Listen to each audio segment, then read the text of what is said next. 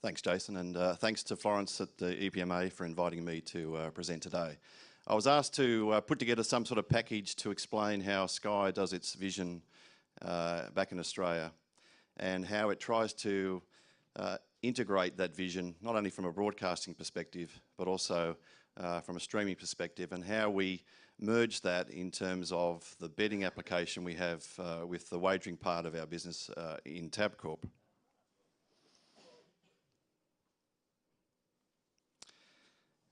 Essentially, we look at three things from a strategic point of view. From a product perspective, we want to partner with the racing industry to provide as wide a product coverage as we can. The number one thing that our customers keep telling us is that they love to bet on racing, no matter where it is from around the world. 10 years ago, we did not have regular racing from the UK, from France, from Sweden, from the US, from New Zealand, from Japan, from Hong Kong, from South Africa, from Ireland, from UK. 10 years ago, we didn't have it. Today, our customers have reacted to some of the import of international racing that we've had, such that we cover all that racing 7 days a week back in Australia. The second part is we want to optimise the customer experience, and we operate on the basis that we get feedback from our customers and we try and refine what the customers are requesting from us from both a vision and a wagering perspective. But the number one driver from a Sky perspective is on the wagering front. How do we enhance the vision to try and maximise the turnover that's available there from our customers? And the third element from a Sky perspective is how can we take that vision overseas? And over the years, and we've built the business up over the last 20 years, where we're now exporting Australian and New Zealand racing across 51 countries across the world. And how do we enhance that vision? We actually enhance that vision by adding a wagering element, and that's where the co-mingling of wagering pools come through. So the way to maximise the export of vision to other countries is to enhance both the vision but also the wagering element to make it one complete package, and that's what we try and do from a Sky international perspective. For about 30 years now, Sky Racing has been telecasting racing in Australia.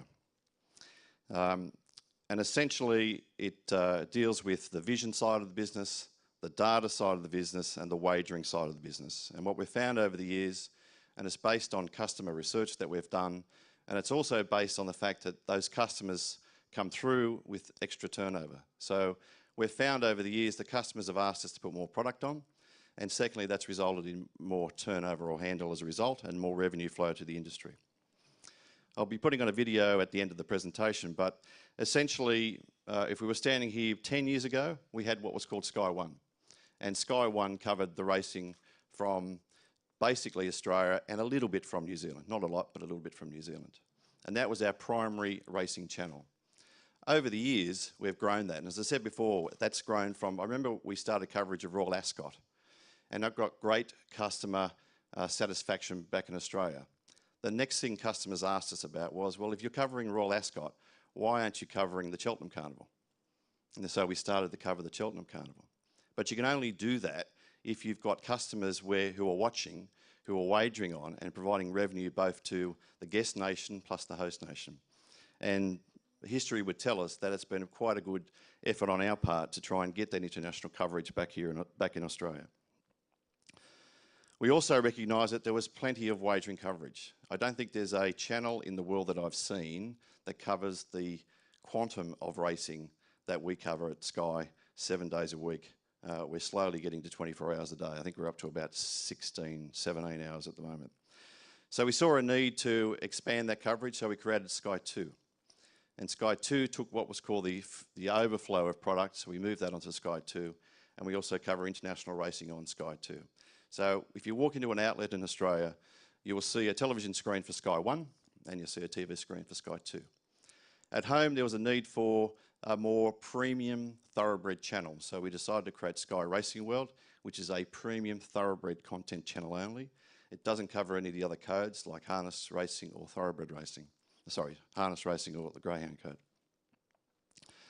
Now, added to that is our radio network. And the radio network, unlike many countries, is a vital part of our communication to our customers. And it's grown, it continues to grow over the years, and that's called Sky Sports Radio. As well as creating Sky 1 and Sky 2, that creates an opportunity for us from a programming perspective. So not only do we cover racing throughout the day, we also dedicate programs that cover the infrastructure side of the racing industry. And so programs like Racing Retro for the Thoroughbred Code, In the Gig for the Harness Code, and the Catching Pen for the Greyhound Code are vital elements of our package, a complete package for customers back home in Australia. So we have a plethora of programs that we try and use not only to inform the industry back home and our customers, but also to encourage the wagering activity. And again, that happens week in, week out back in Australia. Not only do we have the vision, and Richard talked about is TV dead? No, we're quite sure TV is not dead. Is to how do we merge that with the second channel? And I know from many of us from experience, most of us tend these days watch racing from home, and we'll also have on our lap an iPad or a tablet as a betting device. And what we've tried to do is to merge that into one. If you're away from the house or if you're walking around the house or whatever, you've got a seamless integration of both the vision and the wagering, so it becomes one in terms of the application. And if you want to watch Sky 1, that's fine. If you want to watch Sky 1 and Sky 2, that's fine too. So we've tried to cater for whatever our customers are requiring or requesting of us in the way we display the vision and the way we try and integrate the wagering element of that arm with the entire package. Now, as it stands today, we cover 95,000 races a year. It's quite a lot. And again, I don't know of any other channel in the world that covers the amount of racing that we do. Of the 95,000 races, 34,000 races are thoroughbred races. And of the 95,000, 28,500 are actually imported races. Now, 10 years ago, we didn't have that level at all. It was a rare to cover an international race. And we've grown that, not because, you know, it's sort of an idea that came out of the blue. It came because customers requested us to look at that coverage. And the more we provided that coverage, the more the customers asked us for more and more and more. We didn't think years ago that someone at 1 a.m. in the morning in Australia would bet on product. We were wrong. They do. They'll bet on product at 2 a.m. They'll bet on product at 3 a.m.